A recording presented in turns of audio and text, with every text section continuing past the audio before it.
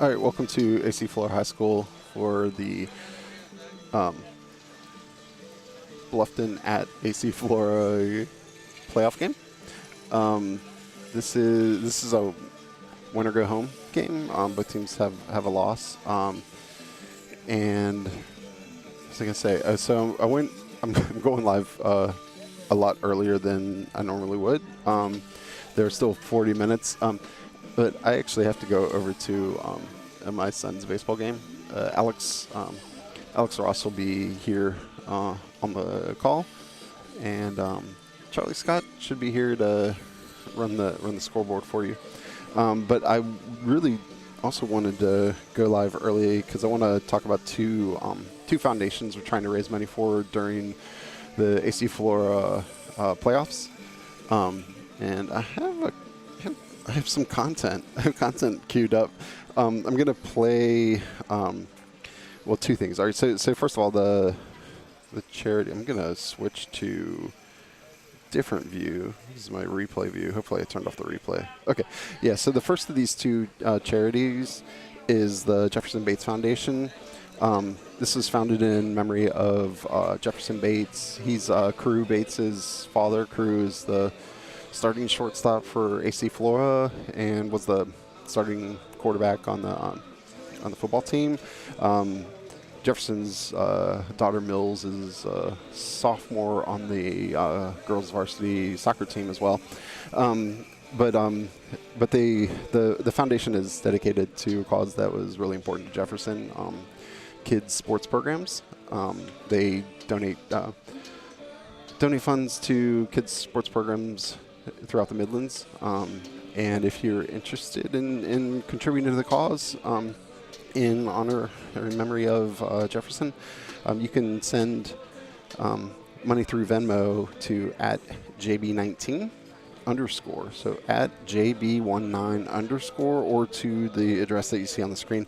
I'm going to go ahead and play a video that we filmed. I played this last night, soccer game, but this is Millie Bates talking about Jefferson and the JB19 Foundation.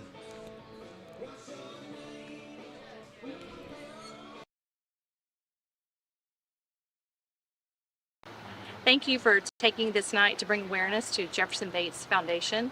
This was started for my husband, who passed away from rare cancer in October 2019. Also the father of our quarterback, Carew Bates. He loved all sports. He loved coaching, especially young kids, and I thought this was just the perfect way to honor him, continue to talk about him, and carry on his name. So far, some of the things we've done in the past 2 years is support sports here at AC Flora, where all of his children have played. Also, younger kids flag football camp in the summer, and also helping bring back American Legion baseball to this area, post 215. So again, thank you for doing the live stream and giving us this night tonight, and we appreciate any donations that come in, and we will put them to use to help youth right here in our Columbia community.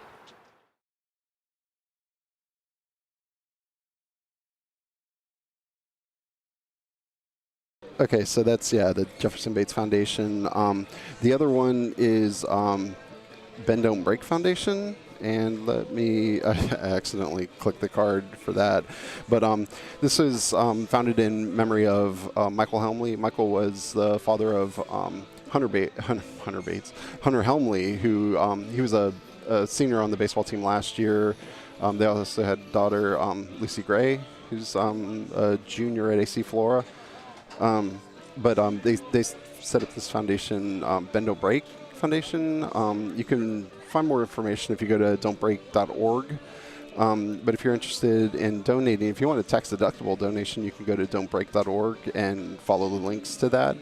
Or you can donate through Venmo to @Bend Don't Break Foundation.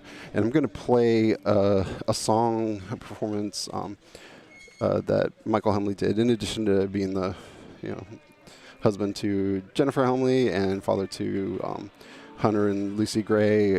He was also the worship leader at the church that I attend and live stream for, Shannon United Methodist. Back early in the pandemic, we were filming songs instead of having church services. And I'm going to play one of the videos that we put together. And this is Michael Helmley performing Chain Breaker. 1, 2, 3. If you've been walking the same old road for miles and miles, if you've been hearing the same old voice tell the same old lies,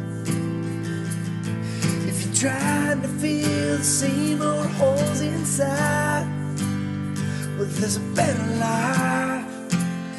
Well, there's a better life. If you got pain, he's a pain taker. If you feel lost, he's a way maker. If you need freedom or saving, he's a prison shaking savior. If you got chains, he's a chain breaker. We've all searched for the light of day in the dead of night. We've all found ourselves worn out from the same old fight. We've all run to things we know that just ain't right. Well, there's a better life. Well, there's a better life. If you got pain, he's a pain taker. If you feel lost, he's a way maker. If you need freedom or saving, he's a prison shaking savior. If you got chains, he's a chain breaker.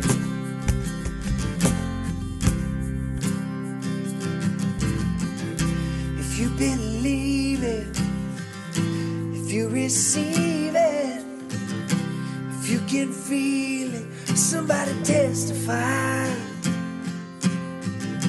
If you believe it, if you receive it, if you can feel it, somebody testify, testify. If you believe it, if you receive it, if you can feel it, somebody testify. If you got pain, he's a pain taker. If you feel lost, he's a way maker. If you need freedom or saving, he's a prison shaking savior. If you got chains, he's a chain breaker.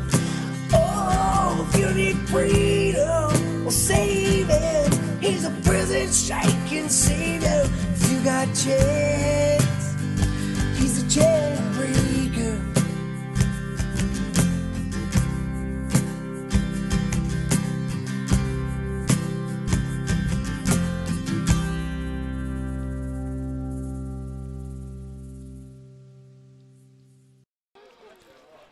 Yeah, so that was Michael Helmley. He also had Brian Russell and Spencer Collins, members of the Lifeline Band at Shannon United Methodist Church, performing with him.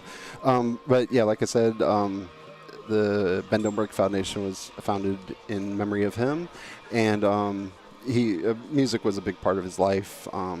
He's in the band Five Way Friday.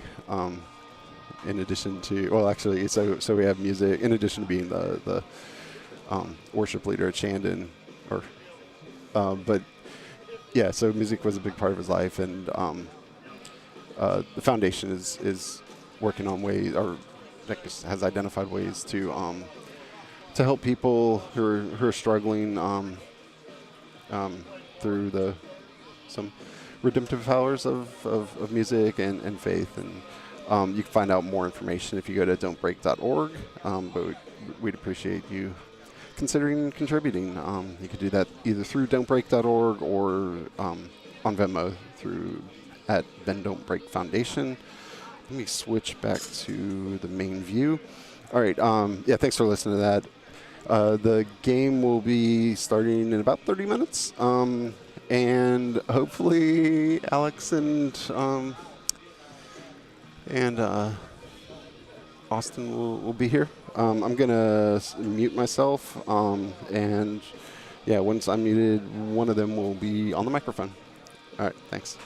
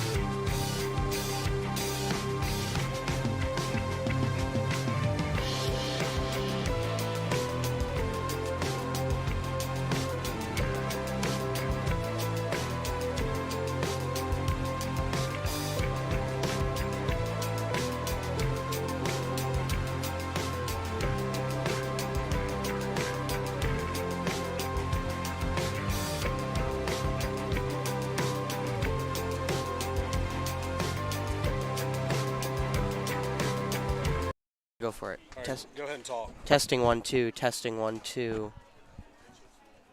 Just stay on there. Awesome. Sounds good to me.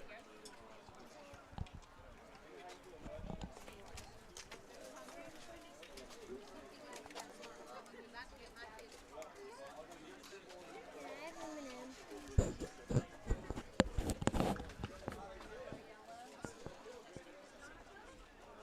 right, you're on. Sounds good. Beautiful. Well, sun's peeking out through the right over the right field lines. We're set to begin a beautiful day of baseball here right outside the capital city of Columbia, South Carolina.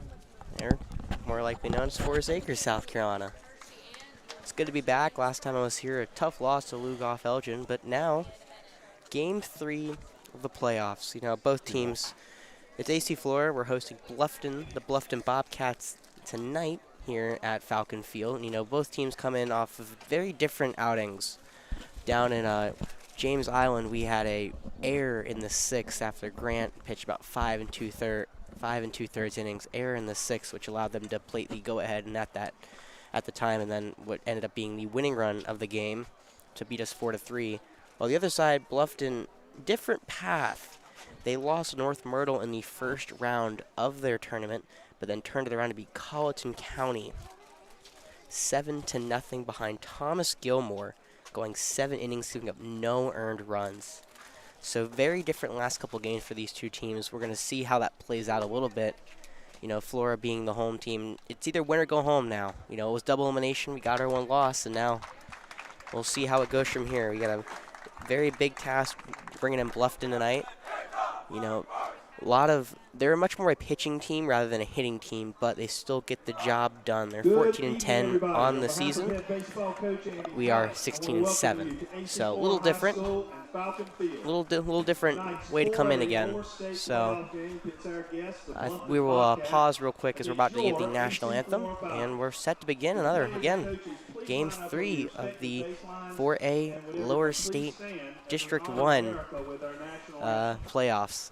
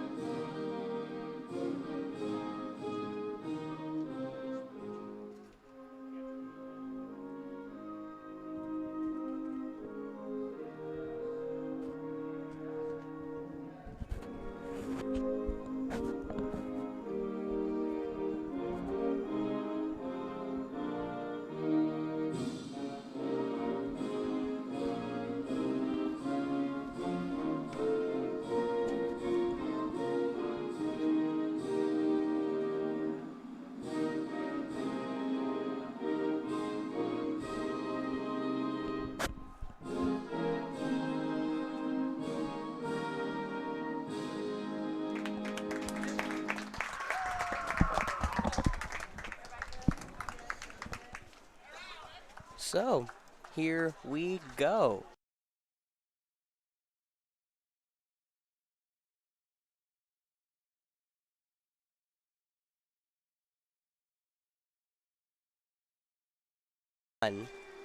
So, a lot on the line tonight.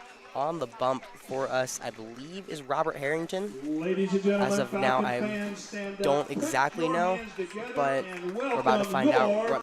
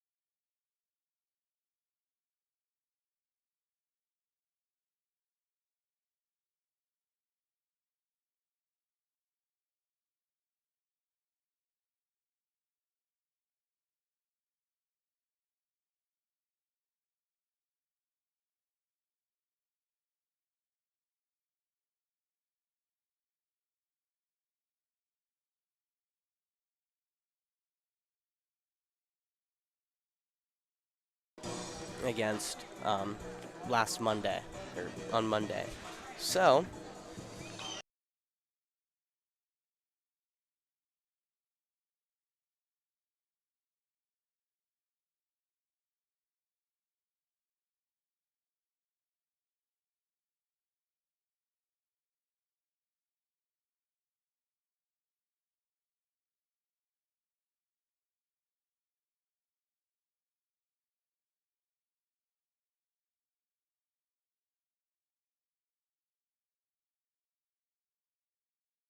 us going into We're good. We're starting.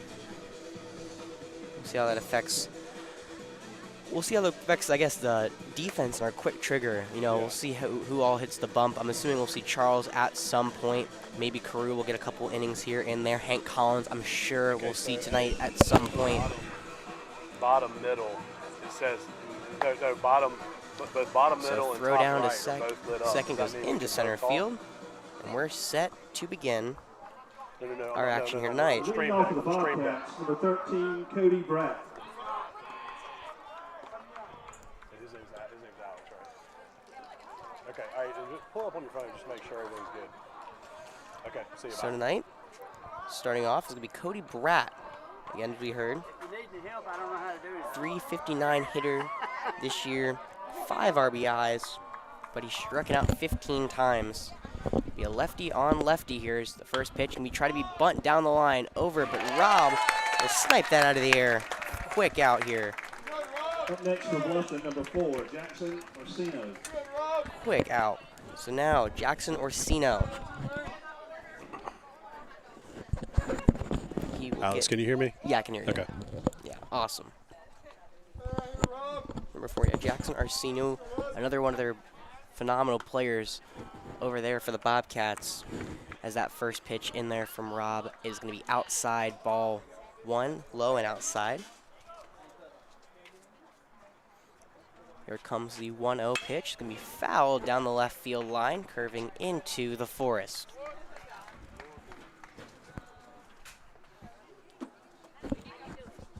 A little late on that one. He was a little late. Again, we haven't seen Rob in a while. Nice curveball, but it'll be inside ball 2. We haven't seen Rob in a while. He hasn't. Again, I've said he hasn't pitched this in the playoffs yet. So fresh arm for us. We'll see how that kind of turns it out. And he only passed 9. He's on that one. He was on. He was a little low. Put it back into the fence, but yeah. So count at 2-2 for Orsino. Rob winding up and gonna deal it home. Nasty. Curveball in Very there. nasty. Strike 3. Strike out. Looking. Welcome to the game, Rob Harrington. Number 4 doesn't like that. No, Orsino is not happy with the pitch, but Hey, I've got a pretty good angle on it. That was really, really good pitch right there. yeah, that's the one thing you're gonna realize with me. I don't have the best angle. I am to the left of the right-handed batter's box, so we're number 12. That's gonna be Miles Fire. I'm to the left and angled toward it, so I really can't see the outside pitch that come in there on the left-handed. But it looked like it was good. Good pitch there. Yeah, that changeup That got actually has a Fire little, swinging through him. it's got a little tail out on a right-hander too, so it's a tough pitch to hit. So yeah, always gonna be easier when you see a lefty for a righty hitter to face a lefty, but with that tail going to the right, it makes it just a little more difficult to hit. I always told Jeff when we come in here that I played baseball back in high school, and the first thing we'd always do when the leadoff batter comes in, he'd come in and you'd either say it's either the meatball right down the middle doesn't move, or that pitch tails. Right. So another fastball. That pitch one's going to there. get him swinging through. 2-2 goes the count.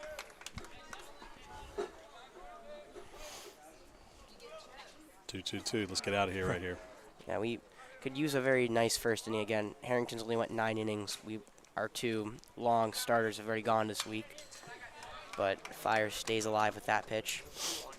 So I would like to have a quick first inning here against the Bobcats and kind of keep our pitching rotation just kind of easy early on. So 2-2 pitch coming in. Strike 3 swinging. Fire goes down. What a quick 1-2-3 inning there for your Falcons. So we're going to be scoreless. Good start. Very phenomenal start. We're going to see Thomas Gilmore. He'll come to the bump for Bluffton when we come back. Put some music on, Alex, all right? Gotcha. All right. Yeah, you're good.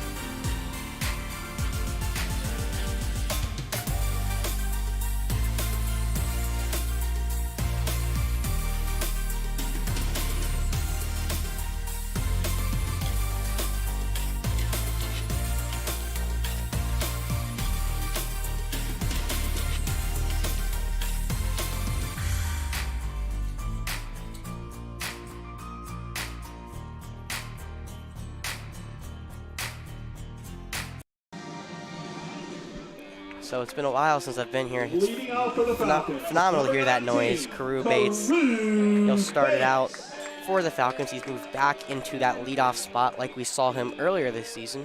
He batted leadoff for us throughout the first half of the season before we moved Zach into that spot. Now Carew, He committed to College of Charleston this week. he did for baseball? Yep. Nice. Did not know that. And he's had a hot bat, so let's see if we can keep it going He here. has had a hot bat. He's been hot all year. He tied for the lead in RBIs for our team this year. Fry quickly throws a strike to him, greets him with a fastball down the middle in the lower half of the plate. So 0-1 pitch here from Fry. Another fastball, but Carew swings through it, strike two.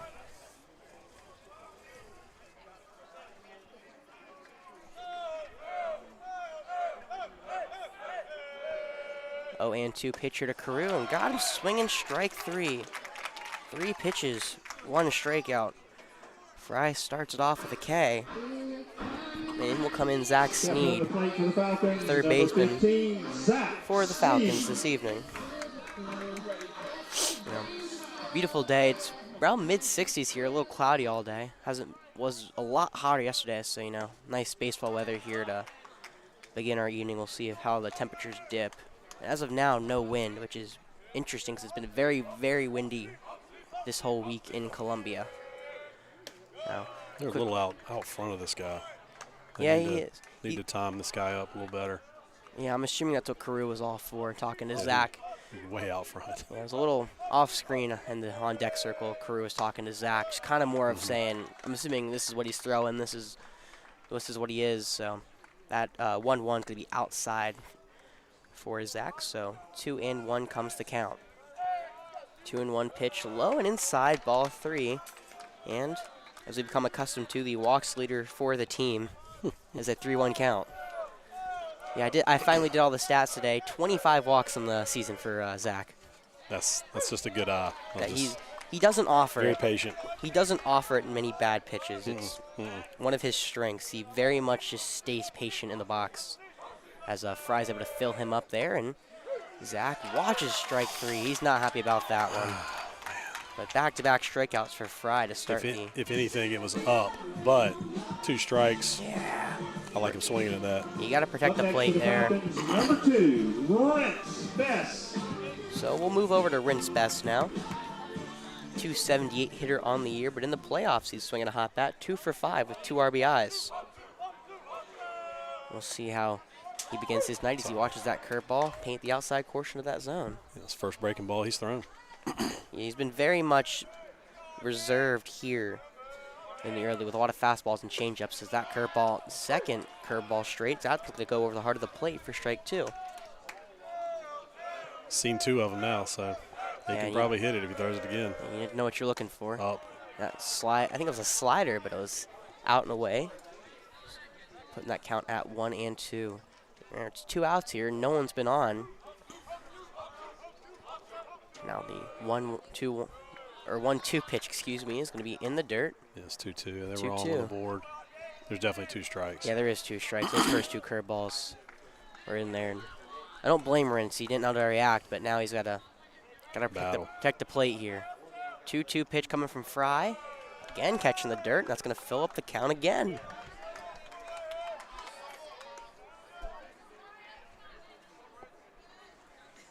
So full count pitch coming in. You got Grant Loggins, the South Carolina commit, on deck. So full count pitch coming from Fry. Oh, in there, man. strike 3. Rance is not happy about that one, but strikes out the side. 1-2-3 for Fry. That's a very strong way to respond to our strong top of the first. We'll go to the second inning. Still scoreless here at Falcon Field.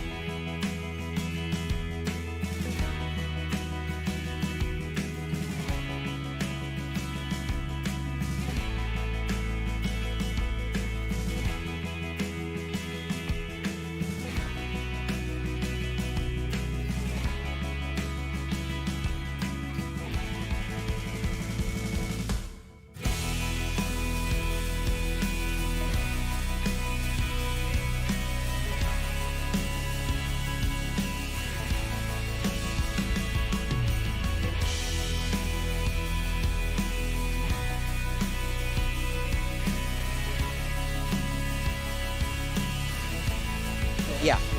8, Nico Martucci. So, set to begin the top of the second inning. 2 very strong innings from both sides, both going at 3 up, 3 down. We'll see Rob Harrington begin his second inning of work, and he greets Martucci with an outside fastball for ball 1. So Martucci is .343 hitter for the Bobcats as he fouls that 1-1 pitch back into the netting. But a strong top of the lineup for Bluffton. But once it gets down towards the end, they are not as strong. We'll see how that affects them in this game. 1-1 pitch comes in, curveball, beautiful. Right over the heart of the plate, strike 2. And Martucci had to watch that one, and he's not happy how much that one broke. Either way. Harrington throwing the 1-2. High and outside. That's close to the one they called on us right there. Yeah. It'll be interesting to see. Every umpire's a little different with their strike zone. I'm not saying it's a strike, but it's like that's close. Every umpire has a different strike zone, and I'm curious to see if he looks maybe he might expand the zone as the count gets more and more 3-2-ish. 2-2 was fouled back. He was on that one. You know, right, just a tad late. I would still like to see him go high here. Let him chase. 2-2 pitch coming in from Harrington. Wow. Got him swinging, strike 3. Another curveball in there from Rob, and he just gets him swinging. That was his best one of the night right there. It was? Oh, my gosh. Jeez. He swung 2 feet over that.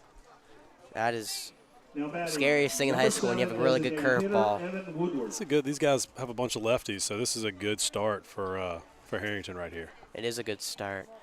So now you'll see Evan Woodward. He'll take that curveball in the dirt for ball 1.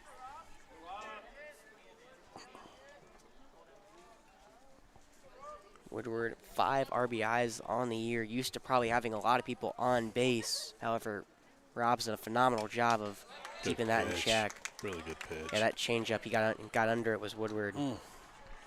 But it'll even the count at 1s apiece.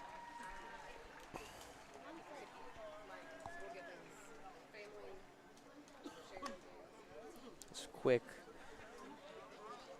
stall in the action before we get back going here.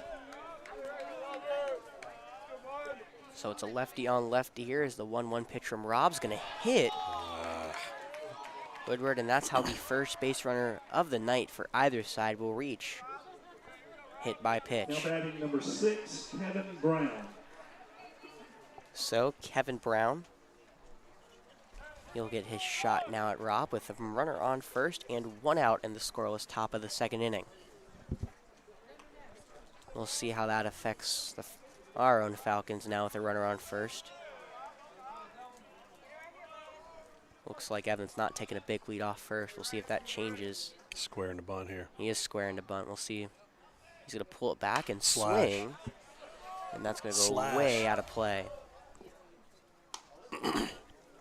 So this is the 6-hole hitter, Kevin Brown, for the Bobcats. Again, as I said, as the bottom of the lineup starts coming up, the hitting starts going down. Brown only a 164 hitter. But Harrington puts a fastball in there while I'm talking. And Kevin Brown is down 0-2. Short lead over at first. Yeah, that's what you expect with the lefty on the mound. You don't, quick pickoff move could get you as Brown calls time at the plate. See, we got Charles over there holding Evan Woodward on. We'll see how that affects. Again, see if he tries to go here. The 0-2 pitch from Rob's going to come in. Fastball low, going to get away from Tyler, but no movement at first from Evan Woodward. Missed a spot there. Yeah, he did, unfortunately.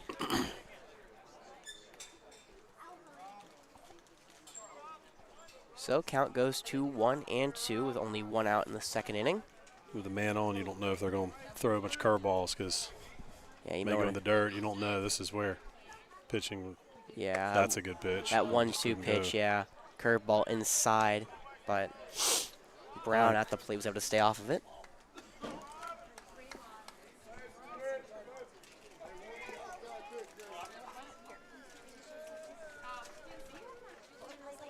So count even at 2-2. Pitch from Rob. Low fastball. Can't find the lower portion. So full count now to Brown. He's worked it full against our starting pitcher.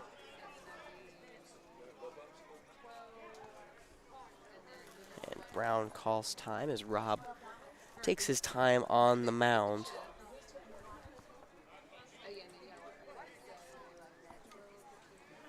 So here we go, 3-2 pitch.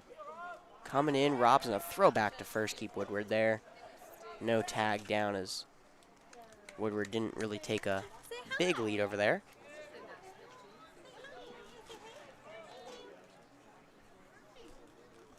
So 3-2 now going to come in, going to be chopped over but fouled down the third base line.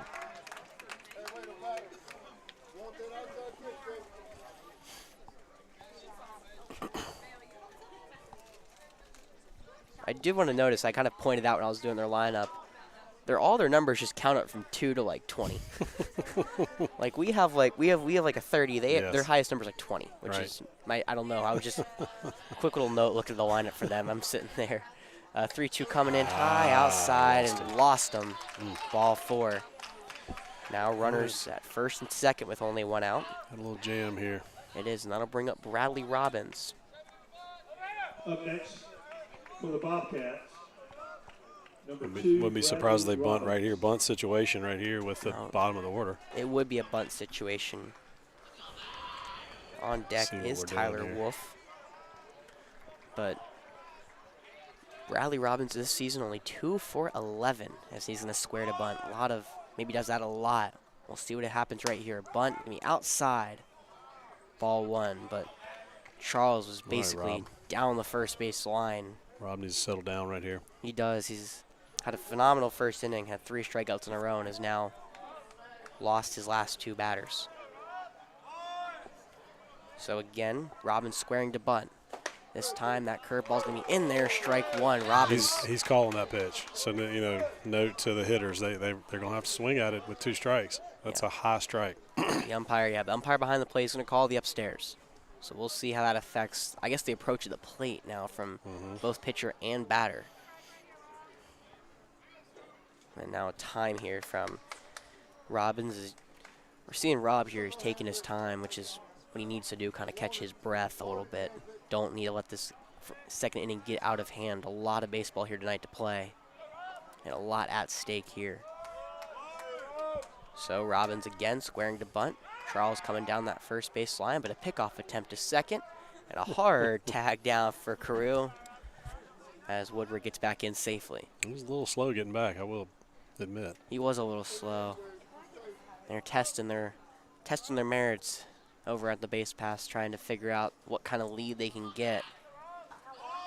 And now Carew's going to play behind the runner over at second as Robin squares to bunt. 1-1. Going to be bunted foul. Beautiful pitch from Rob, and now the count is 1-2. We'll see how this affects him now, the 1-2, obviously. I wouldn't be surprised if he squares again. I wouldn't either. Even with 2 strikes. I wouldn't either. You want to try to get any sort of offense you can in this early portion of the game, taking any early lead you can. But Robbins looks like he's not going to square now. He's going to maybe swing, maybe a late square. No, 1-2 from Rob. Strike 3 swinging. Good pitch.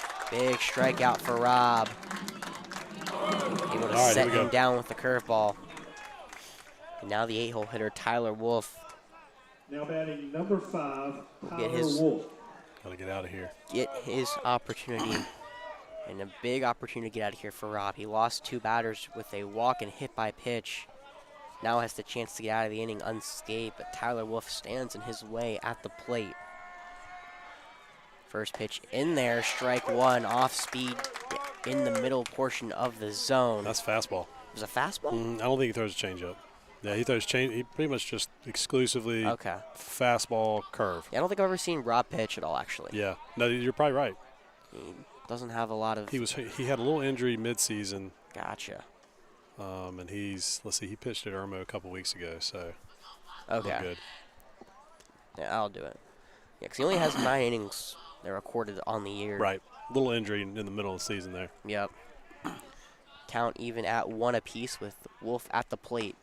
1-1 fastball, catching that outer portion of the zone. Strike 2.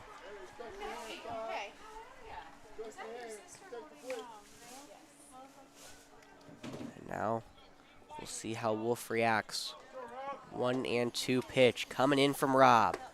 Low, ball 2.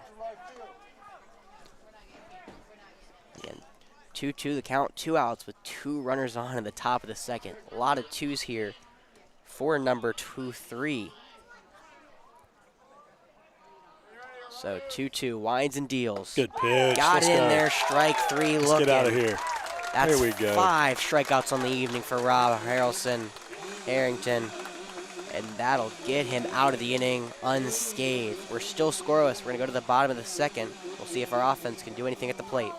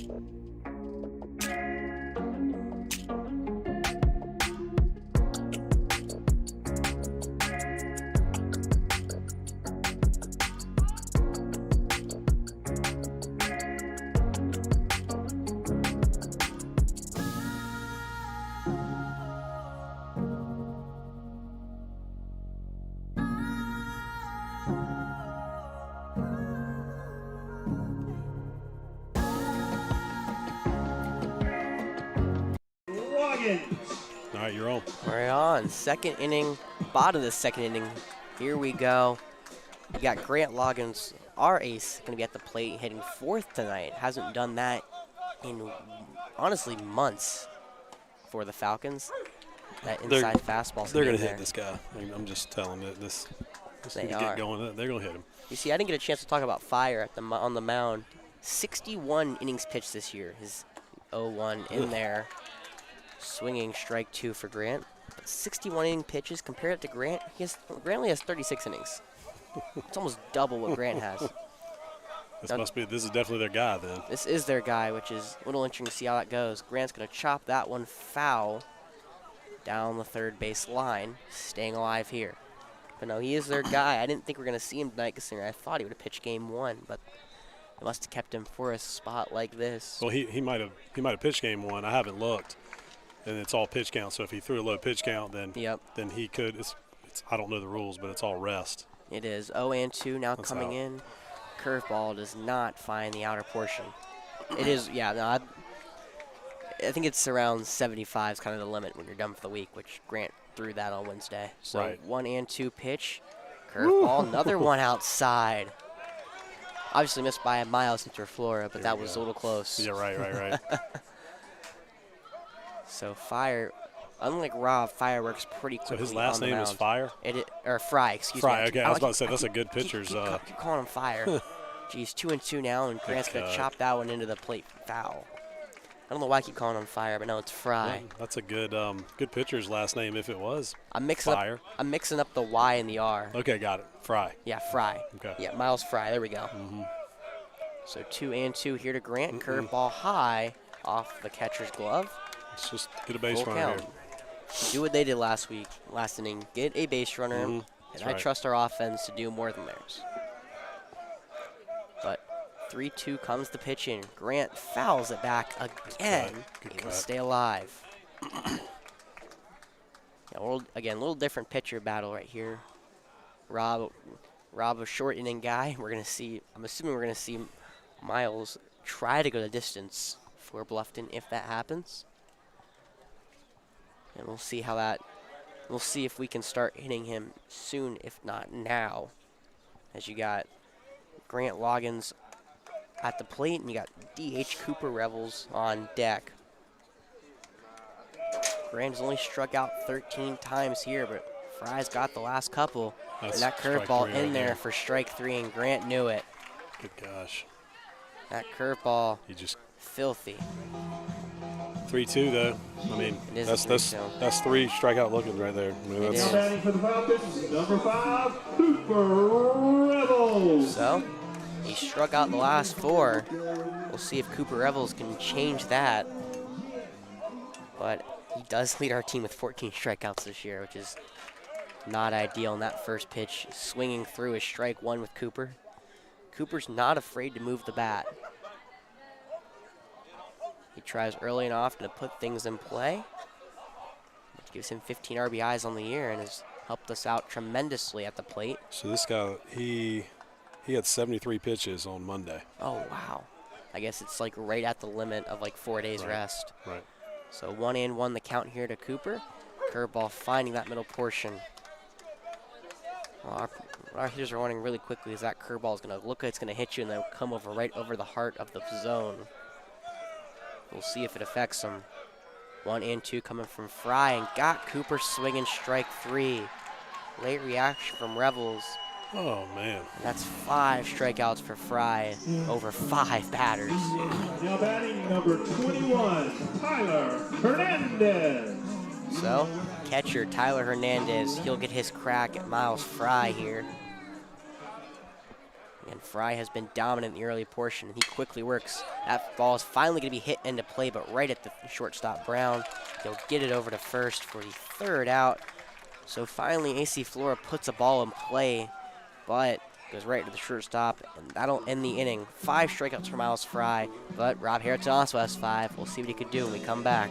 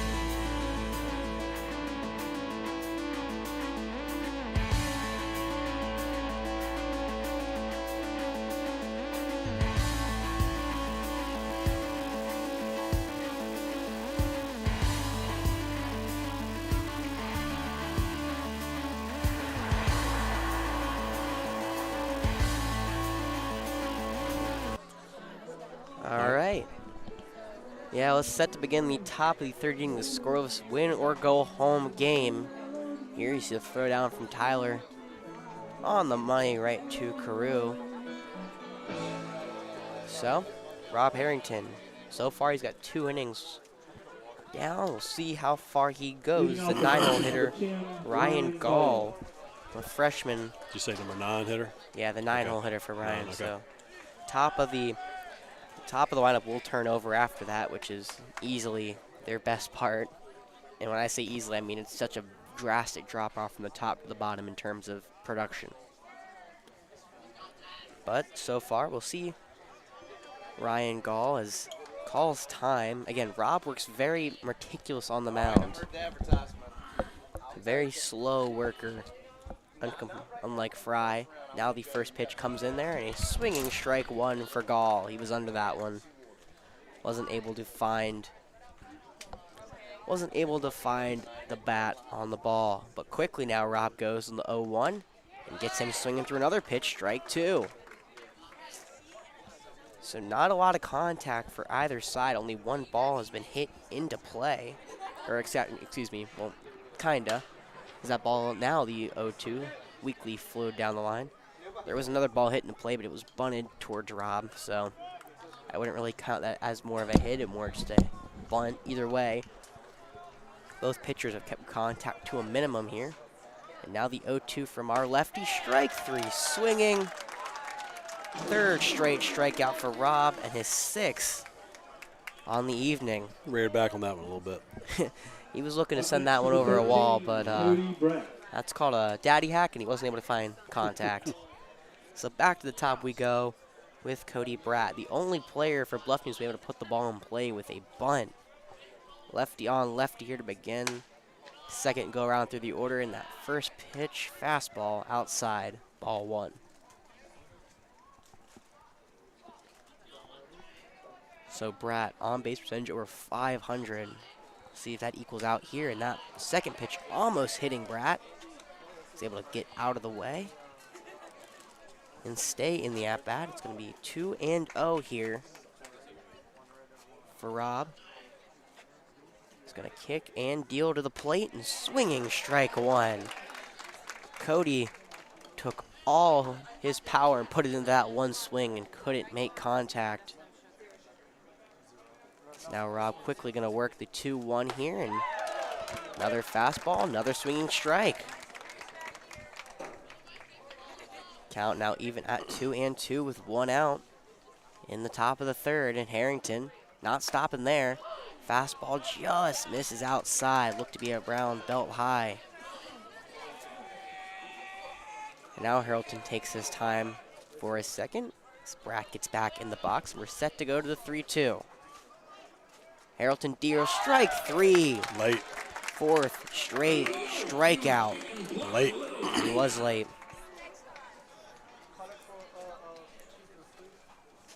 So, in comes in Jackson Arsenault. Jackson Arsenault, excuse me. Arsenault been hit 1 for 3 on the year. It's now Harrington. Harrington quickly meets him with a strike on the outside portion. I'll take that. So it looked a little outside, but I'll take it. It's a good umpire spot, gave though. it to him. It was a good spot. He hit it. Now the 0-1, that curveball. That one will not be called a strike because that curveball goes into the dirt. But Arsenault, another strong hitter, hitting .333 to begin for his year. Again, top of the order production, bottom of the order doesn't. Is that 1-1 pitch could be high but fouled back into a tree. Luckily not hitting anyone. Lands between the 2 bleachers here at Falcon Field. So 1-2 count, 2 outs here in the top of the 3rd. Harrington gonna kick and deal to the plate, and that curveball in there. Strike 3 looking. He strikes out the side, and what an inning for Rob Harrington. That is one way to do it. 3 up, 3 down. We'll see Miles fire. We'll see if we can hit him. Go back to the bottom of the 3rd.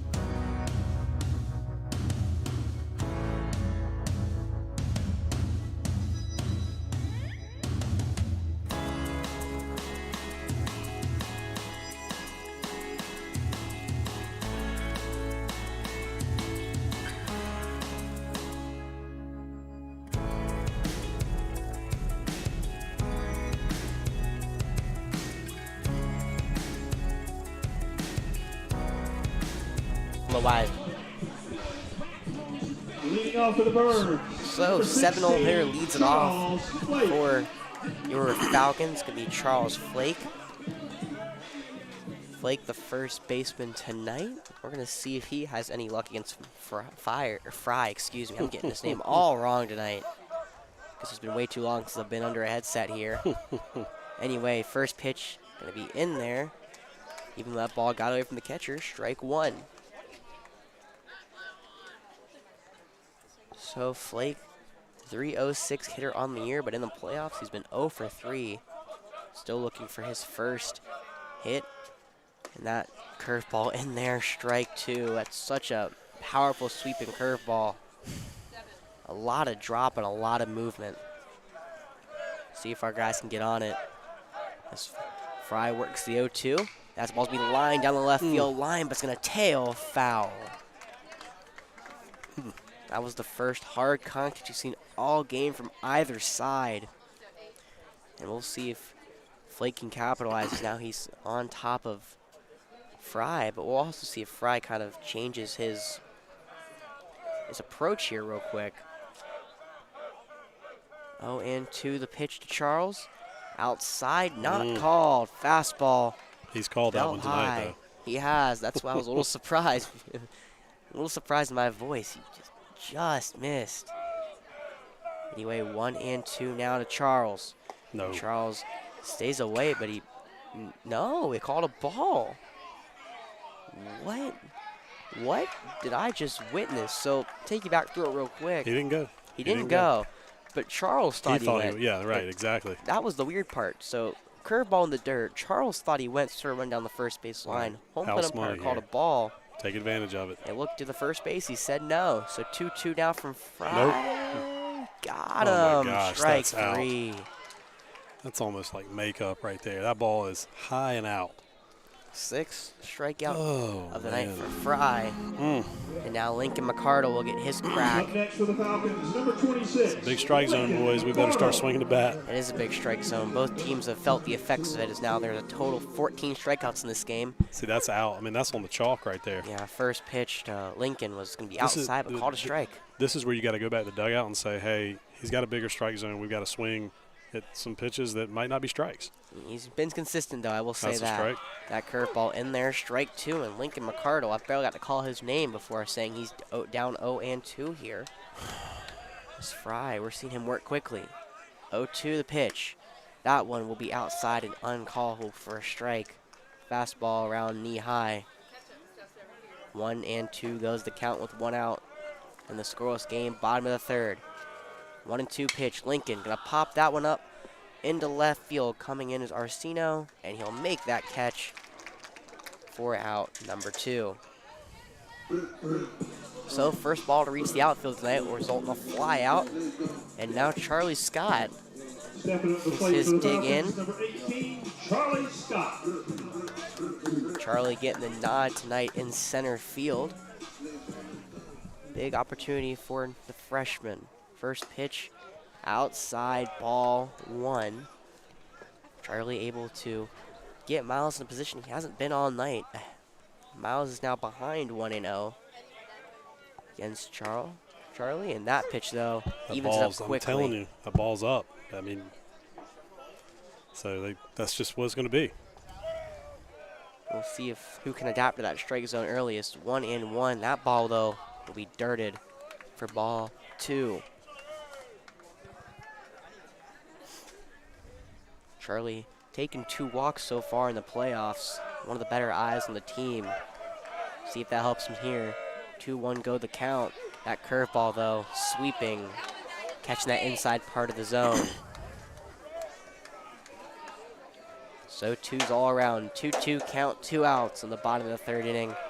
9-0 hitter for the Falcons, Charlie Scott just takes that one outside. That was low and away, but he's been calling that pitch, calling that part of the zone. So full count. Pitch from Fry. Gotta swing. Come on, looking, guys. I mean, that's strike just, 3. what are you Yeah. going to do? frustration, I think, for both sides going to start setting in quickly as the strike zone just expanding. I mean, that's a strike. All those, I mean. Oh, it is? The first one, that was a strike. That was, gotcha. Yep. Well, strike 3 called, and we're still scoreless. We'll go to the top of the 4th.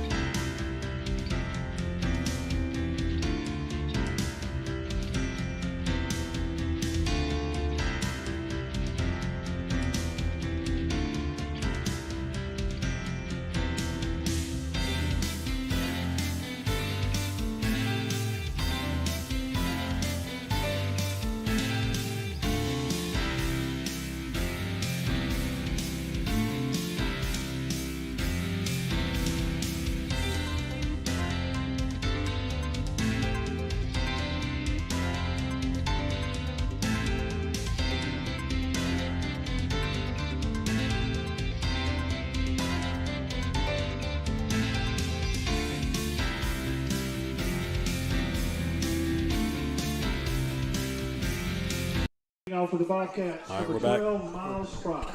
3, 4, and 5 due up here for Bluffton as we begin the top of the 4th, this winner-go-home game. Both pitchers been dealing. There's been a total of 15 strikeouts so far. See what Rob can do as that first pitch foul tipped. Foul for strike 1.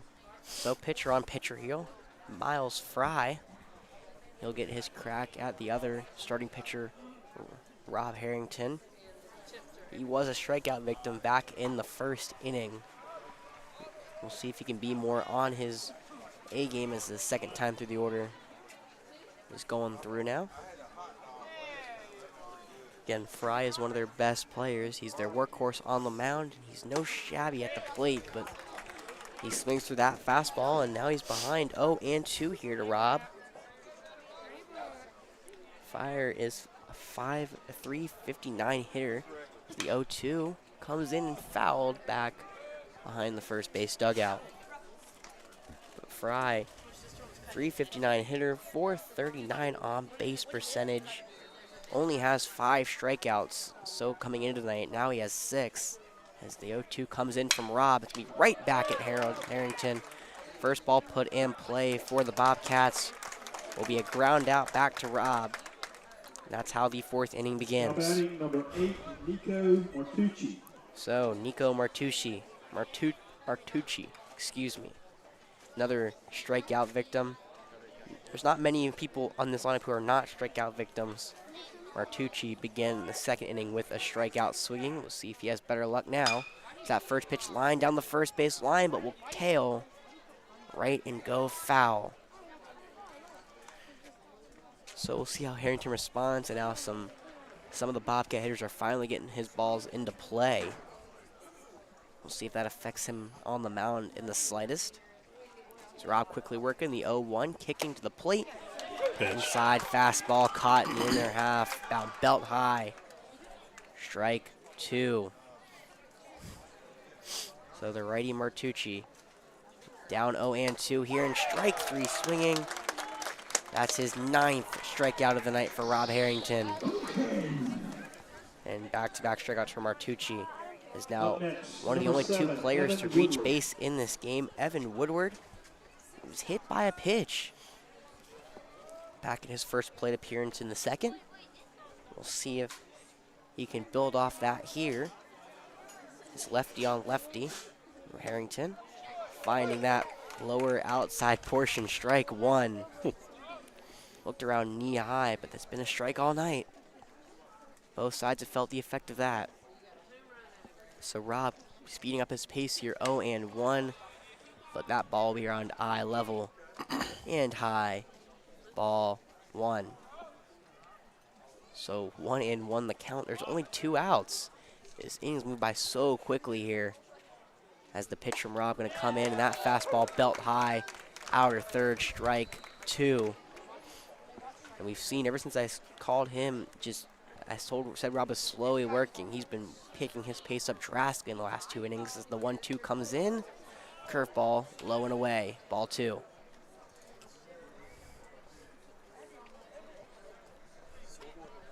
So 2-2 count here.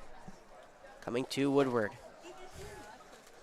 Pitch in, swinging, strike 3. Back-to-back strikeouts to end the 4th for Harrington. He's got 10 on the night. We're going to head to the bottom of the 4th inning, still scoreless. We'll see if anyone can crack Miles Fry.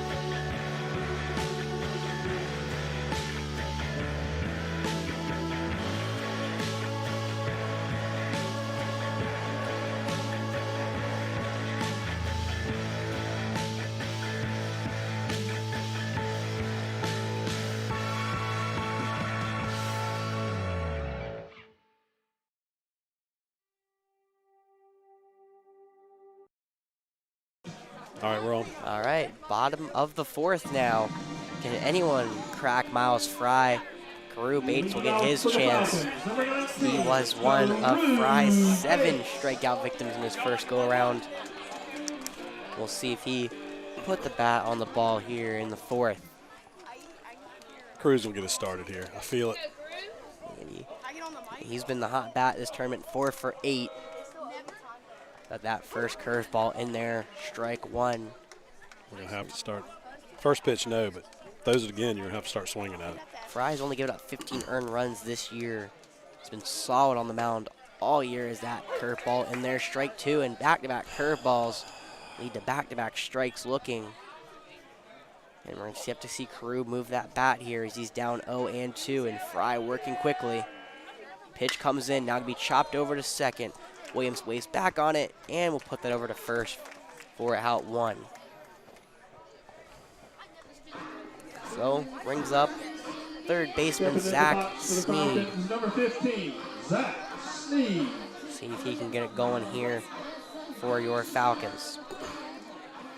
Well, it's been slow all night, but if anyone can get on base, it's this man right here. First pitch, curveball. Up and in, but called a strike. That ball's in. That's not, I mean, in most every game we play, that's not a strike. So this is, he's consistently, it's really a big strike zone. Consistently on both sides. So you just got to adjust. Yeah, looks like no team's adjusted. That second pitch you saw, low. Need a base run. Ball 1. We do need a base run. We haven't had one all night. That fastball outside, now 2-1. Again, we call it. Zach Sneed's so careful at the plate. He doesn't offer at many. 2-1 comes in from Fry, and that's going to be grounded over to second again, and Williams gets it and flipping it over to first for out 2. So back-to-back ground outs for the Falcons. At least we're putting the ball in play here, but we've been unable to find any success. Number 2, Rich Best. So here we go. We'll see what Rins can do. He's now 2 for 6 on the tournament, but he has 2 RBIs. We'll see if he can put the ball in play again, maybe this time finding a hit. First pitch, curveball, now going to be charged out to right field, but Wolf's got a read on it. He'll come in and make that play for out 3. So the Falcons able to find the bat on the ball, but unable to find the dirt or the ground for a hit. Still scoreless. We're going to the 5th inning.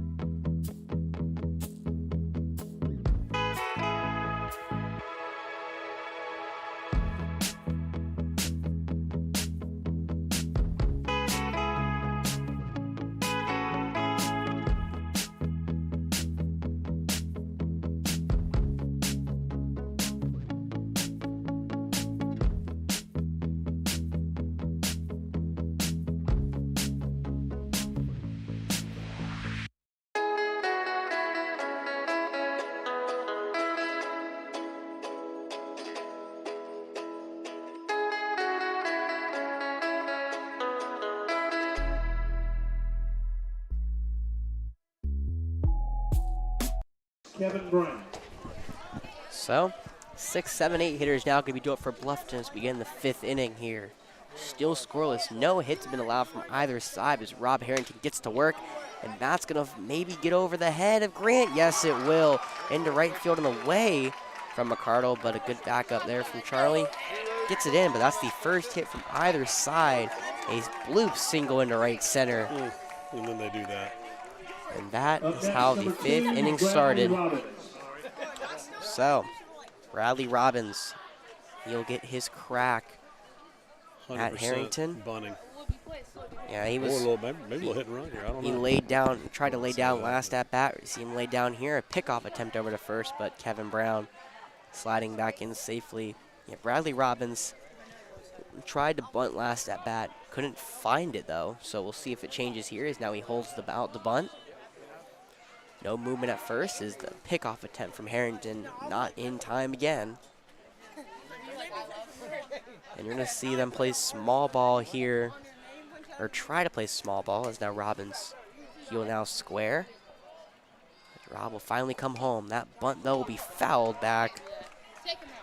Unable to put that one into play. Same thing that happened last at bat. He got the ball on the bat, but unable to put that into fair territory. And unable to move runners home. So, 0-1 the count here. Rob's going to pick off to first again, keeping Kevin Brown at first, trying to keep him from taking off. So far, he's been successful. He's got a pretty good lead over there. He wants to go. He does. He didn't. He just holds this right here. So, Rob now, he'll go to the plate. Bunt, ball going to be outside, ball one. Looked to be a fastball around belt high, but over on the chalk in the left-hand batter's box brings the count to 1-1. So this is the third base runner for Bluffton tonight. Kevin Brown's been on twice. The only player to really find success on either side is he'll try to get picked off, and Harrington can't pick him off successfully. See Tyler behind the plate. He has a good arm, and Kevin hasn't jumped on both attempts to the plate. Now the third attempt to the plate. In there, strike two. Robbins couldn't put one down, and now the count goes to 1-2 here. On deck, you have Tyler Wolf, the right fielder for the Bobcats. Going here. He looks, maybe goes, but no, he doesn't. Swinging strike 3. Down goes Robbins. And that's how the first out comes in the 5th. Now batting number 5, Tyler So Wolf. Tyler Wolf, the right fielder for the Bobcats, he'll step into the right-handed batter's box, set to do battle against Rob Harrington. He's a strikeout victim his last attempt as well, as Rob, good pickoff attempt, but Brown getting back in safely. That was his closest of the day, and that one will skirt away from Charles. Not far enough, though, to allow Kevin Brown to go. Tried to get him on his lead there, but unable to get the handle on the ball, and I think Kevin Brown would have got back in safely either way. Still a pretty good lead over there. He's looking to go. I'm curious to see when he does, because he hasn't taken off yet. See if we can get him right here. So Rob picks him off again. Unable to have any success over there. So this is the longest outing by far for Rob Harrington this year. He's into his 5th inning of work. See how that affects him against the lower portion of the Bobcats order. Is that swinging strike 1. Throw back down to first, not in time. Brown in there safely. And now Brown has got a big lead, and he's scampering over off first. He's had to dive back in multiple times. Now Rob looking him back, and he was going to throw over there as well. As Kevin Brown again gets back in safely. Cat and mouse game playing between Rob and Brown.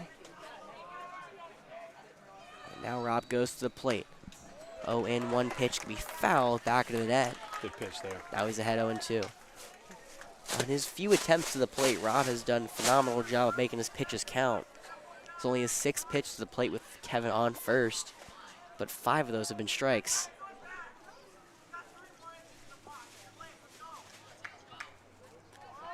You can maybe hear the Bobcat dugout talking to Wolf right there, telling him you're late, get going early. We'll see if that helps him here as time is called. Looks to be maybe at first. Not exactly sure. I didn't see the hand go over Tyler, but oh, there was a ball in the field of play over there in right field as Lincoln had to go over and give it back. So everyone steps back in, and we're set to do it again. 0-2 here from Rob to Tyler Wolf. Comes home, fouled over the backstop. And Wolf battling here. Rob's at 71 pitches so far tonight. He's making his pitches count, though. Struck out 11 people. Looking for number 12 right here. Comes home to Wolf. That ball, one of the rare ones that's high, not be called a strike. 1-2 goes the count.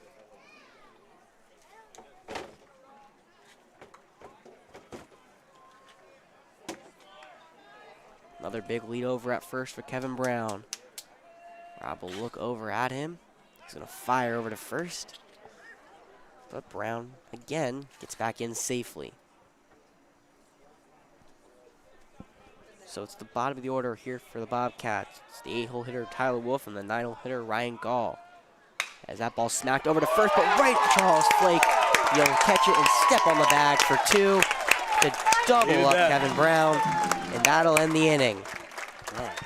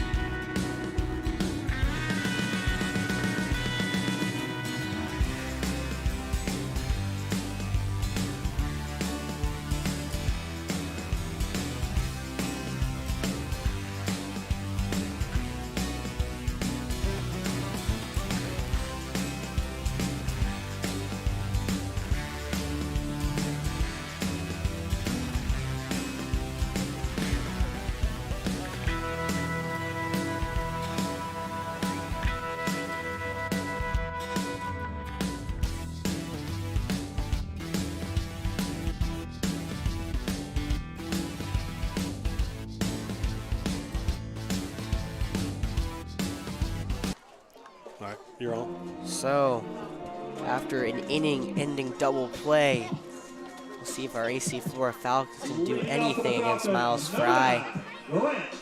He's been perfect so far tonight, but if anyone's going to break that streak, it's going to be Grant Loggins, USC commit. That was his first time being out at the plate, striking out last appearance. Is that first curveball high, ball 1. Grant's now 2 for 3 in the playoffs. See if we continue that magic here. Put that curveball in there, even in the count at 1 apiece. Gonna be look to be over that heart of the zone. Sweeping curveball. Fry working quickly. 1-1 comes in, swinging over the curveball. Strike 2.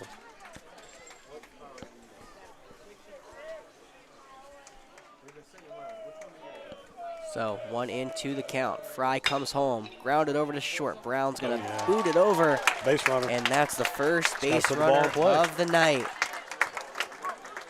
For your Falcons, Grant Loggins reaches on an error to the shortstop.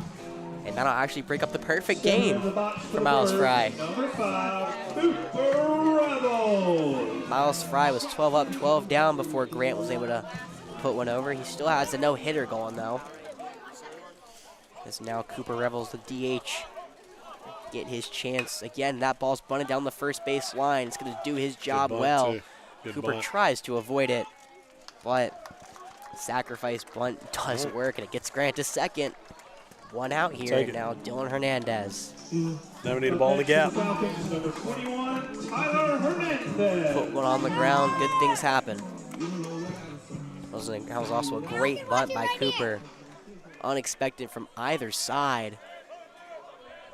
And now Tyler Hernandez gets his stance against Fry again. That curveball, high, ball 1. This is the first time Fry has dealt with a base runner tonight. So far, nothing's changed for him, still working quickly. However, this time he checks over and he'll go home. Curveball. That's low. In there, nonetheless. That's low. It is, I mean. It's a good pitch, but it's low. Yeah, I mean, I don't know what to say at this point because everything's been called, but everything looks to just have like double the strike zone a little bit, would you say? I mean, it's just very consistent. Hold on, let me fix that. Fastball was inside, ball 2 from Fry. And now Dylan's ahead, 2-1. The pitch. High, ball 3. For the first time tonight, Fry's given 3 balls up to a hitter. Dylan Hernandez has a chance to. Tyler. What did I say, Dylan? Dylan, that's his brother. I don't know why I said Dylan. Tyler Hernandez has a chance to do some damage here. 3-1. Oh, yeah. Ball's shot over the left side. Base hit through the hole. Grant's going to hold up at third, though. For the first hit of the night goes to Tyler Hernandez. Puts one into left. Now there's trouble brewing for the Bobcats here in the 5th. Number 16, Charles Flake. So who else but Charles Flake, designated hitter, get his chance to try to get his second RBI of the tournament. It's 90 feet away over at third. You'll see the catcher Gall. He'll come out, give a signal over as they're set to really get deep into this one.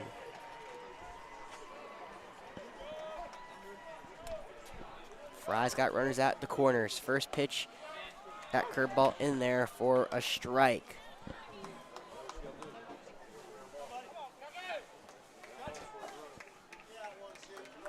And you see the runner over at first is Harris Rivers, the pitch runner for Tyler Hernandez, the catcher, or excuse me, the courtesy runner.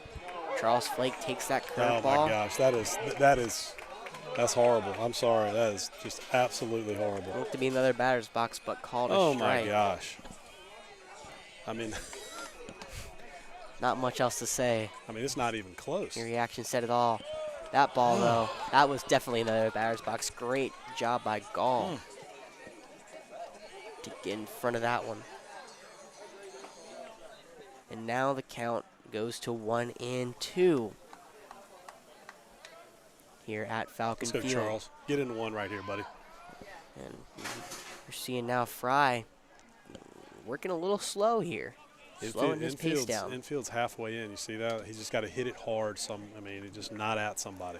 He's got to cut holes on both. I see that. This ball will come home. That pickoff attempt over to first. Oh, boy. It was a rainbow over to first. He just threw that away. Martucci. I don't know what he was doing there. Wasn't expecting it. Now, luckily, it wasn't a hard throw, so didn't get by him. But you're right. The infield's in. Assuming if a ball's hit to anywhere, it's going to be going home. No double play. 1-2 though to Flake. Pops it up, but way foul. Back over the press box. Charles just missing it. He was a strikeout victim his last time. He's in danger of getting one here again. He's on that. Counts 1 and 2, but you're right. He's on it. He's on that. Needs to just put that one in this play. Guy's getting curveball happy, so if we can just get on top of one right here. Yeah. They've seen enough of them. Left fielder is playing toward the line. The 1-2 pitch. That ball's in, but called a strike. Now Harris Rivers takes second. But good gosh, man. Big second out for Fry. That ball's in. I'm telling you, this guy is chalk to chalk, consistent. But it's just. At least he's consistent. We need to scratch one right here, man. Yeah, we do. And Come on, comes in Lincoln McCardle for his first hit of the playoffs, as well as that curveball. Uncallable for a strike, high and eye level outside. Ball 1. Got runners at second and third. Any ball to the outfield may do it. That curveball low and in. He's behind Lincoln 2-0. McCardle, one of the only lefties in the lineup. Let's see if it really affects Fry, and it may be doing it right here. That fastball that looks to be right down Broadway for strike 1.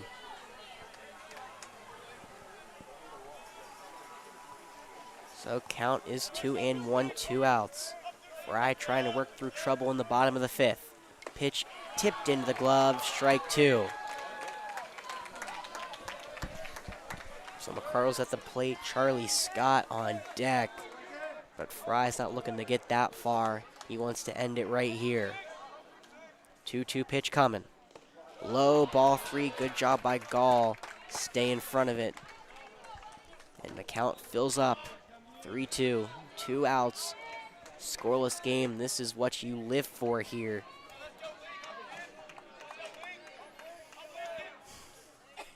Pitch, low, ball 4. And that's the first walk of the night for Fry. And it'll load the bases up. For who else? No, it's going to be a sub, it looks like. Roper Winsky hitting for Charlie. Yep, Roper Winsky. All right, Rope. He'll get the nod. Set at Charlie. He'll go to the plate. Had a hit on Wednesday. He did have a hit on Wednesday in his lone start, I'd say, right? Big start, big spot right here. Let's put it in play. Big start. Make something happen. Number 7, Roper Winsky. And now time called. Coach Howell's going to call every single base runner over and more of get an idea. As now Fry's going to call everyone in as well. I'm going to go to some music, okay? Yeah. Don't.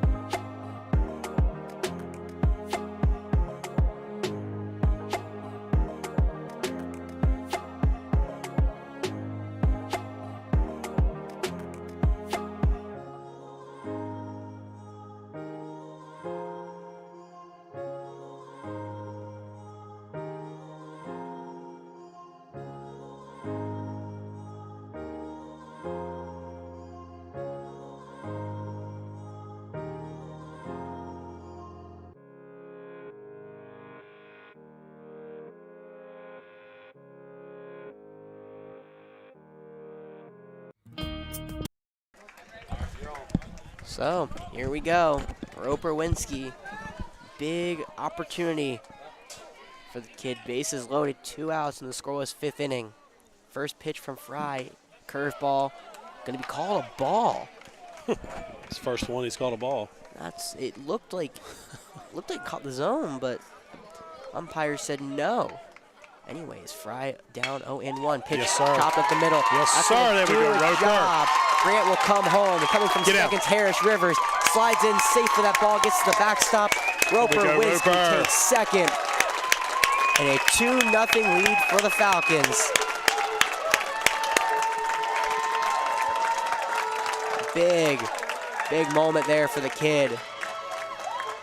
Puts 2 home, and the Falcons have a 2-0 lead in the 5th now. It's a massive at-bat for Roper Winsky, and he may get a hero's welcome as he comes back to the dugout.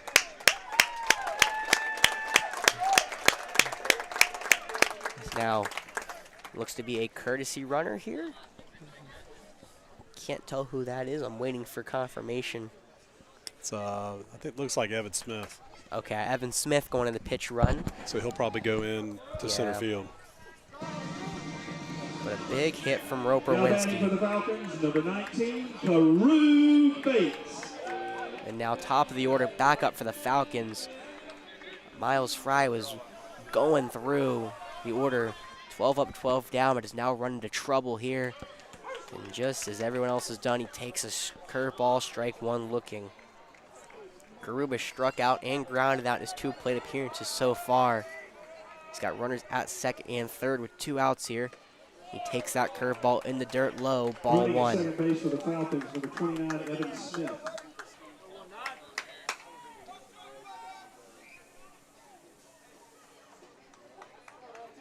So count even at 1-1. Fry goes home, and that fastball catches the outside portion of the zone. Strike 2. Come on, Carew. Here we go. Big Good spot right opportunity here is break it open. for the new College of Charleston commit. 1-2. That's out. Outside.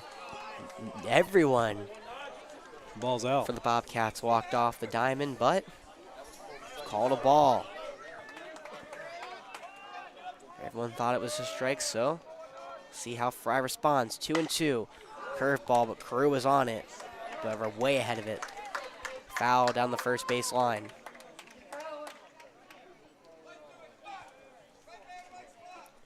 So count even at 2s. Coming home is Fry. That's out. Out again, ball 3, and Carew has worked a full count. Battled back from down 1-2 to a full count. You got Zach Steed on deck. Big opportunity for the Falcons to break this game open. Pitch coming in. Ball's gonna be shot out to right field. Going back is Wolf, and he's gonna have room at the wall. There's no warning track here, but that was a warning track shot for Carew. Just stays in the yard. But Roper Winsky, monumental hit. Gives the Falcons a 2-0 lead. We'll go to the 6th and see if the Bobcats can respond.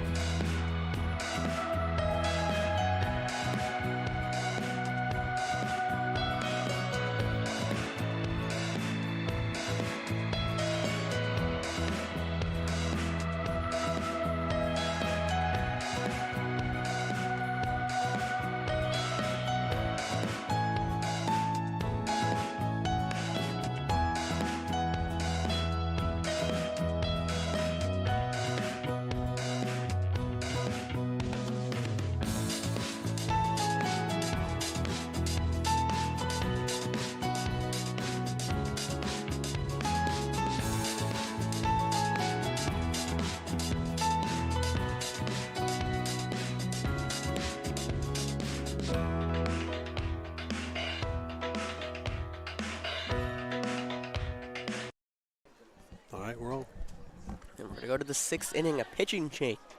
A pitching change for your Falcons. Rob Harrington, Leading off a for the beautiful Bobcats, 5 number innings, 10, only Ryan 1 hit Ford. allowed, and 11 strikeouts. But his night is done, and Cooper Revels will get his shot for the Falcons to begin the 6th inning. And he greets the 9-hole hitter Ryan Gall with a strike on the outside portion of the zone. So, Cooper righty on righty here against the catcher, and that ball's lined through the hole on the left side of the infield. Base knock for Ryan Gall. That's a one way to get started in the 6th inning for the Bobcats. A much needed hit for them. And now that brings up the top of the order. And Cody Bratt. Now batting for the Bobcats, number 13, Cody Bratt. And Nate Ulmer, he's going to be able to, he'll be the courtesy runner for the catcher Gall over at Running first. at first base, number 20, Nate Ulmer. So Ulmer at first. We'll see how Cooper deals with a runner now. As Cody Bratt taking his time, but now the lefty will step into the box for his first pitcher, for his first at-bat against a pitcher not named Rob Harrington. So Cooper, he'll go home. That bunt attempt is going to be fouled back. He squared late, and he wasn't able to get it down. So you seen Brad, he has a bunt attempt already, but he popped it right back up to Rob. Back in the 1st inning on the first pitch of the game. And he tried to bunt there, but fouls into the backstop. So count at 0-1. Nate Ulmer, courtesy runner at first. Squaring to bunt again, it's going to be a Butte. Down the line, Zach Snead comes over and makes the play. No, he said, never mind, he's not make the play. Says Charles Flake was maybe off the bag, I think was the call. And a tough break for the Falcons.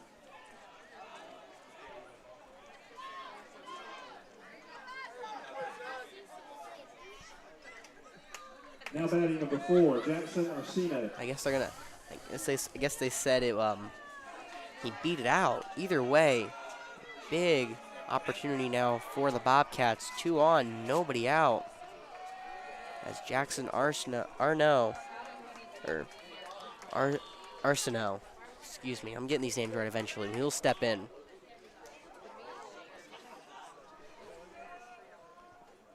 So he squares to bunt as well, but that one's going to be high and away. Ball 1. On second, the pitch runner, Nate Ulmer, took a hefty lead down the line when he tried to bunt. Looking to try to get to third with small ball here. Try to even this game. Tying runners are on base with no outs. Cooper's in a tight spot here. That bunt's going to be right back to the pitcher, and Cooper Revels able to make that play. Popped in the air. Cooper comes in, gets the play for out 1.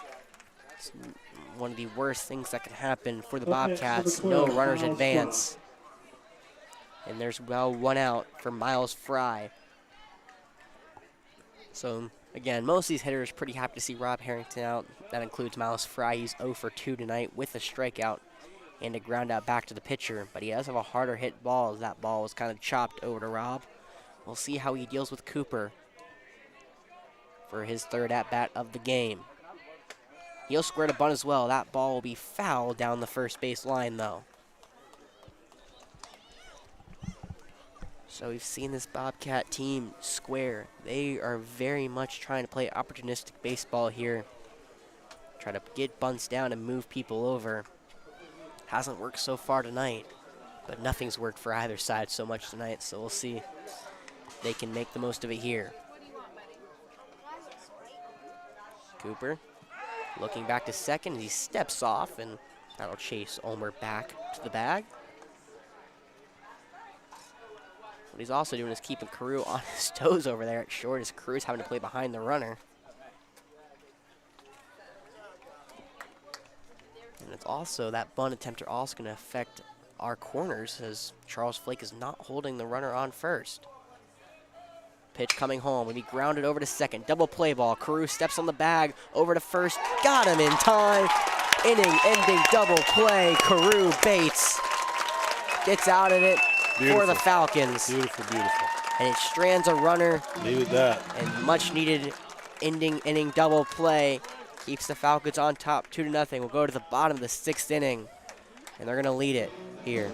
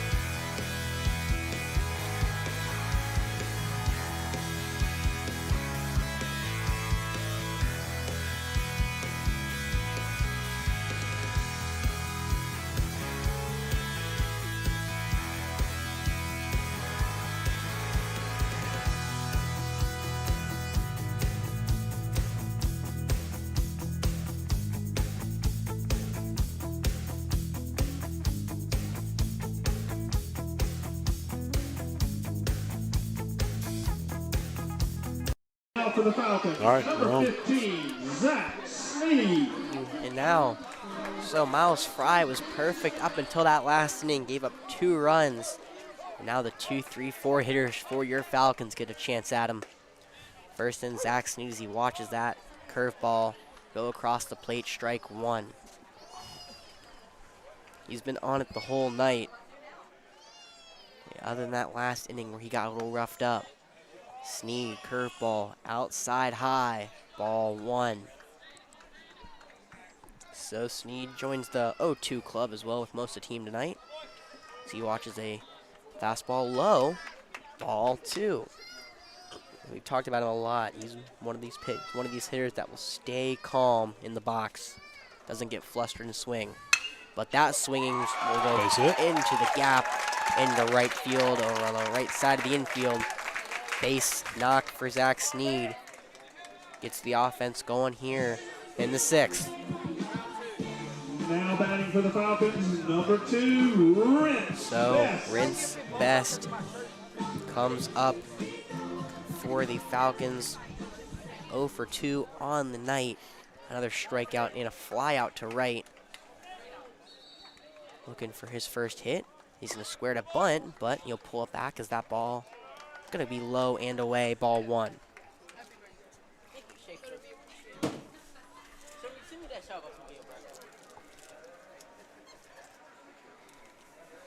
Rince has 2 RBIs in the playoffs. He's going to square to bunt there again, but he'll take that fastball inside for a strike. But as I was saying, 2 RBIs. Number 3's over at first. Sneed can fly around the bases. So if he can find a gap, could be trouble. However, he's squaring to bunt here. Pulls back and looking to swing, but it'll be fouled down the third base line, pushing the count to 0-2.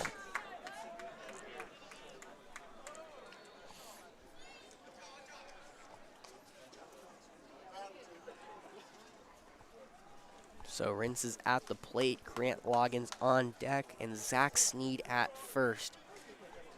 Dangerous spot to be in for Miles Fry and Bluffton. 1-2 here. Rince pulls back the bunt as he watches that ball stay low, 2-2.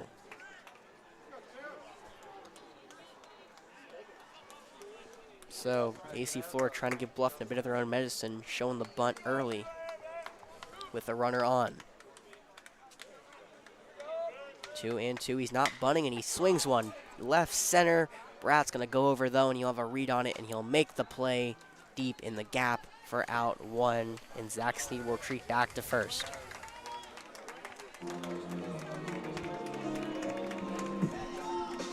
So Rince put a good jump on the ball, wasn't able to get enough of it though. That'll bring in Grant Loggins. He started the inning last for the Falcons able to get that spark they needed with a error by the shortstop Brown, and he later came across for one of the 2 Falcon runs that could be decided as the winning runs depending on how the next inning goes. Zach takes off, and now he's going to go back halfway as the catcher throws down to second. And he'll able to retreat to first. Looks like Zach stumbled out of his break there a little bit, so he had to retreat back to first. Nonetheless, strike was called against Grant. 0-1 ball in the dirt, gets away from the catcher, and Zach Sneed will now take second without a throw. So, runner in scoring position for Grant Loggins, but swung over a ball in the dirt for strike 2.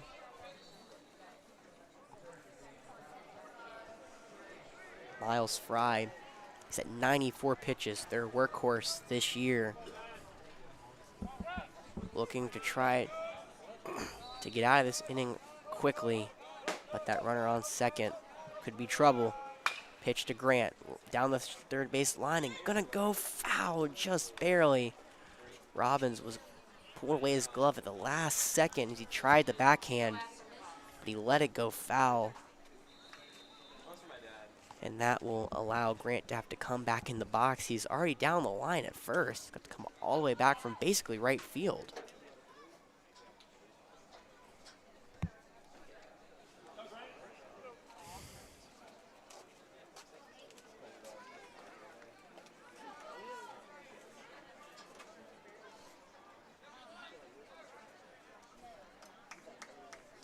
So, count is 0-2 here at Falcon Field. 1 out. Runner on second. Falcons lead it 2-0. Fry comes in, low ball in the dirt. Zach Sneed taking third without a throw. Good read there. It was a phenomenal read from Zach Sneed. All right, little ground ball right here. Yeah, ground ball here will They're probably kind of playing. score Actually, Sneed, they're but playing in a little yeah, bit. infield comes in to defend against that, but Grant hits the ball hard. Just squirt one by him. We'll see if he can do the same thing here. 1-2 count. Grant swinging through a curveball, strike 3. It's the 9th strikeout of the evening for Fry. It's the first strikeout, though. Up next for the Falcons, number 5, This Cooper inning. Rebels. So we'll see if Cooper Rebels can get that run in from third. He laid down a sacrifice bunt to first his last appearance. Looking to try to get an RBI here. Curveball in there, strike 1.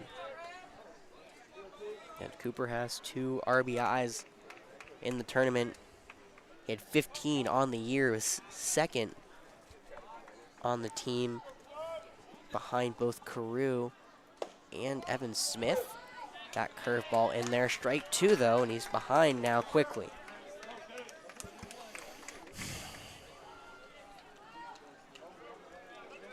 So, count is 0-2. Fry comes home with it and gets Cooper swinging, strike 3. Back-to-back strikeouts to leave Zach Sneed stranded all the way at third. Miles Fry, phenomenal outing for him, but they're going to need some runs. Bluffton is to try to give him the win. We'll head to the 7th inning. AC Flora leading 2-0.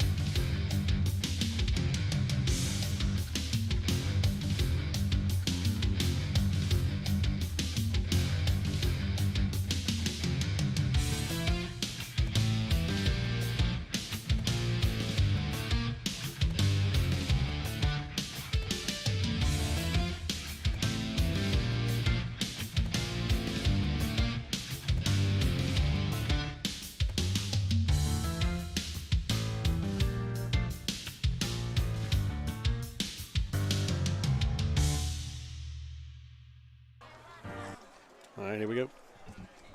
So, here we go is right. Top of the 7th. Again, game is win or go home. Cooper Revels going to try to finish it off here for the Falcons. Going against 4, 5, and 6. And that brings up Nico Martucci. Takes that fastball outside and away, ball 1. So, Martucci, back-to-back strikeouts on the night, but this time it's against Cooper Revels. See if he can change his fortune. That ball hit hard over to short. Cruz got it, gonna throw over to first. Out number 1 for the Falcons. Up next, number 7, Evan Woodward. With Fry's last strikeout, there's now a combined 21 strikeouts in this game so far. 11 from Rob and 10 from Fry. It's been absolutely a pitcher's duel. I want to see if Evan Woodward can change that here and provide some run support for Fry, or else their season is done. First pitch from Cooper going to come in low, fastball.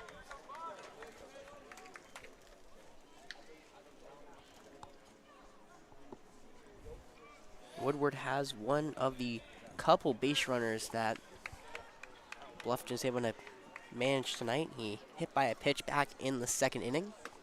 And he takes that second pitch low. 2-0. Now Coach Hallett going to come out and talk to his pitcher. I'm not sure what exactly. He's only getting Cooper. Giving him maybe some words of seeing what he's doing wrong, maybe overextending a little bit. Not exactly sure. No idea. No idea what he said to the umpire. Then walked out there. I don't know what's going on. I think he was just trying to. I would assume he was just telling him it was just a mound visit real quick, but just a quick. I'm not sure. I don't know. I have no idea what that was. That was the first mound visit from either side tonight. So. Coach Howlett saw something. He's motioning Lincoln McCardle to stay back. Now the 2-0 pitch. In there, strike 1. Whatever Coach Howlett told Cooper, it worked. Ball finding the outside portion and upper part of that zone. Now that 4th pitch going to be high, ball 3. So Cooper's in danger of walking. That tying runner to the plate. 3-1 low, ball 4, and he lost him. So Woodward gets on again. And now Coach Howlett come out again to talk to Cooper as one of the peskiest hitters for Bluffton of the night. Kevin Brown is due up. And that looks like it may be all for Cooper. All right, we're going to go some music right here. See who they're bringing in first. Yeah, I'm curious to see will get the rock for us. It looks like it's going to be someone in the field maybe. No, it's not. Harrelson. Ryan Harrelson.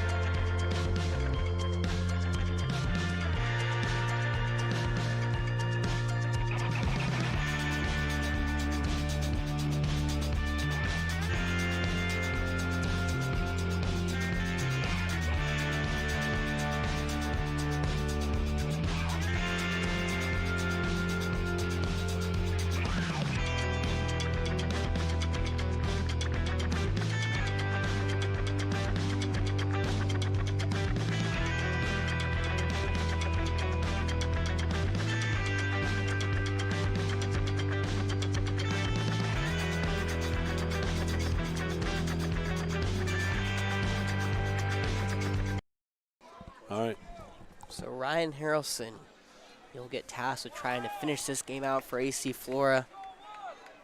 Harrelson already in the playoffs, pitched 1 1/3 inning, gave up 1 hit, struck out 1, and walked 1 so far in the playoffs. We'll see how we can add to that Number 6, against these Bluffton Bobcats. And the first batter he'll face will be Kevin Brown, a.k.a. the only hitter for Bluffton to reach base twice tonight. Only hitter for either side to reach base twice tonight, for that matter. It's been a pitcher's duel from both sides. As Brown steps in, and he's set to go against Ryan Harrelson. First pitch in there, strike 1. So Cooper still has that runner on first attached to his name. We'll see his final line. He did go through 1 1/3 innings. Now on to Ryan to finish it. The 0-1 in there, strike 2. 0-2. All night. It's been all night. He's been consistent. Hey, he's been consistent. He has a huge strike zone. Much as we complain about the calls, he's been consistent. 0-2. Low and away. But a good snag there from Tyler behind the dish. Keeping it in front of him. I'd go high and out again. Can't hit that. High and out. Try to get in chase here. Yep. 1-2 go the pitch. High and out was right, but he just got a piece of it. So Kevin Brown, the tying run, is at the plate. If it gets past him, it goes to Bradley Robbins, and then Tyler Wolf if it gets that far.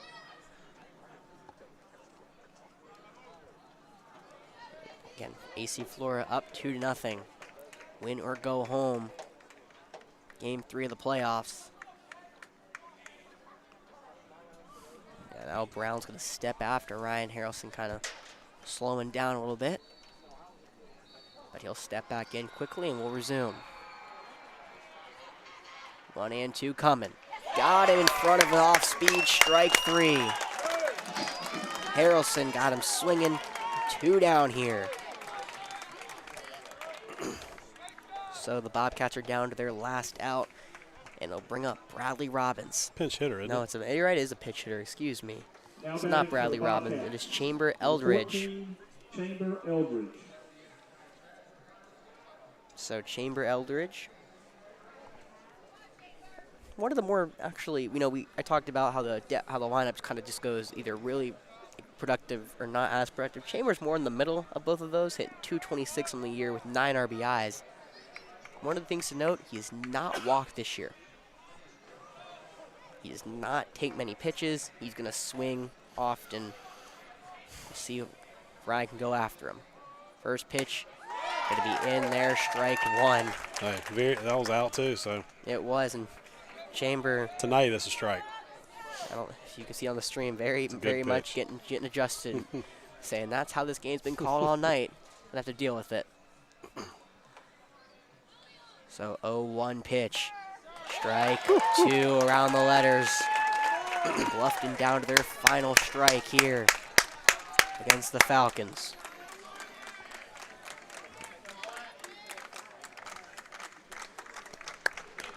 Dugout cheering on Ryan.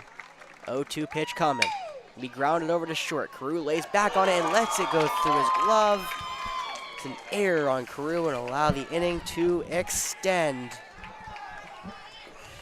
As Chamber Eldridge gets on base. Now I'll bring up Tyler Wolf, the right fielder Now batting number 5, for Wolf. the Bobcats. Went 0 for 2 tonight, but he had a hard hit ball back at Charles to really kind of put a damper on that 5th inning.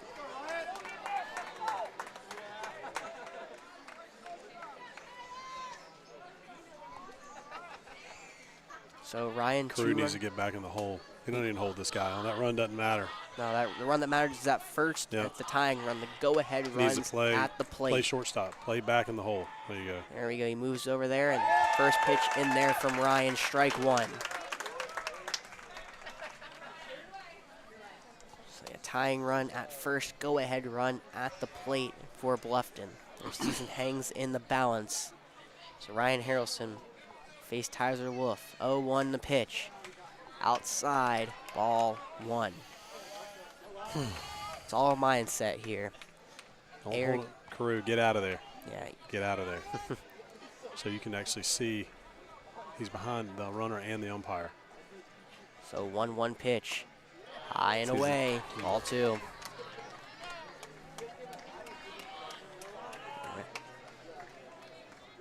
Inning was extended because of the error.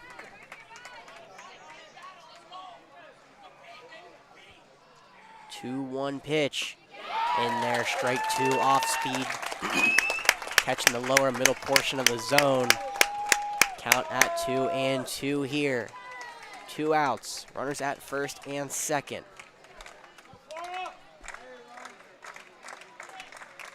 Harrelson comes set and deals home. Low, ball 3, full count to Tyler Wolf.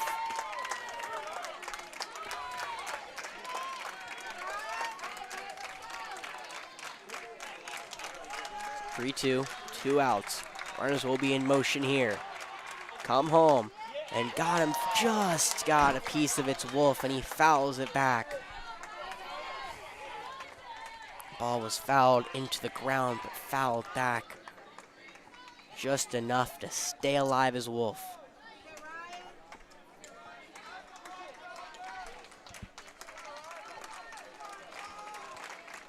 So again, runners in motion again. 3-2, 2 outs. Pitch comes home, lined up the middle. Actually, it's gonna be at Carew. He'll cut it off over to first on a hop. Got it! Charles Flake picks it at first.